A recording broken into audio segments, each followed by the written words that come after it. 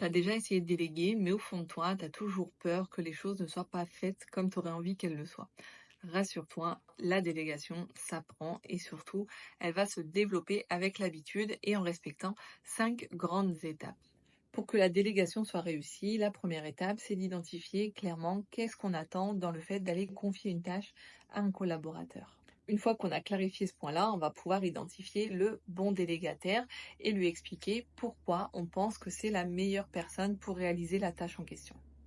Ensuite, on va venir lui expliquer le contexte et pourquoi ce serait intéressant que ce soit lui qui réalise la tâche et on va venir chercher son accord. La délégation, c'est pas quelque chose qu'on impose, on doit avoir un échange réciproque et la personne doit aussi accepter de réaliser cette tâche. Une fois qu'on a obtenu cet accord, derrière, on va pouvoir venir expliquer comment ça va se passer, le déroulé qu'on va avoir, quel type d'accompagnement on va proposer, quels sont les timings qui vont être associés à cette délégation et on va venir y poser tout le cadre qui va être rassurant pour les deux parties.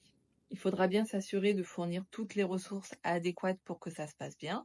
Donc ça peut être par exemple des procédures, ça peut être une personne ressource, ça peut être une formation, tout ce qui va bien pour que la personne ait bien tout le bon contexte pour réaliser ce qu'on lui a demandé de faire. Et à la fin, il ne faudra surtout pas oublier de débriefer avec la personne, aussi bien sur le fond, comment ça s'est passé, quel a été le résultat final, est-ce que c'était en attente avec les objectifs, mais aussi de prendre le temps de s'assurer que la personne l'ait bien vécu, qu'est-ce qu'on peut améliorer pour les prochaines fois ou faire différemment de manière à ce qu'on puisse perpétuer ce type de délégation. Et une fois qu'on respecte ces 5 étapes, il n'y a absolument aucune raison qu'on n'arrive pas à déléguer certaines tâches aux membres de notre équipe et que ça ne soit pas fait comme on aimerait que ça le soit.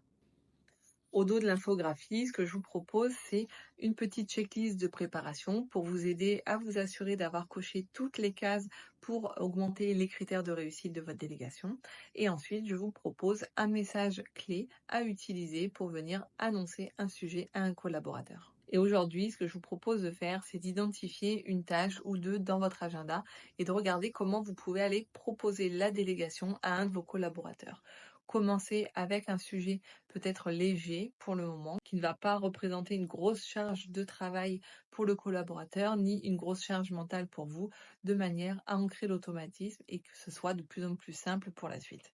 Et la délégation, si ça peut vous déculpabiliser, ce n'est pas refourguer une tâche qu'on n'a pas envie de faire, c'est vraiment le faire dans l'intérêt de faire grandir notre interlocuteur. Et c'est pour ça que c'est important de bien poser le contexte et d'obtenir finalement l'accord du délégataire de manière à ce qu'il perçoive l'intérêt pour lui, son développement et ses ambitions futures.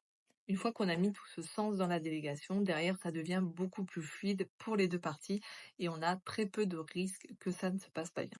À vous de jouer.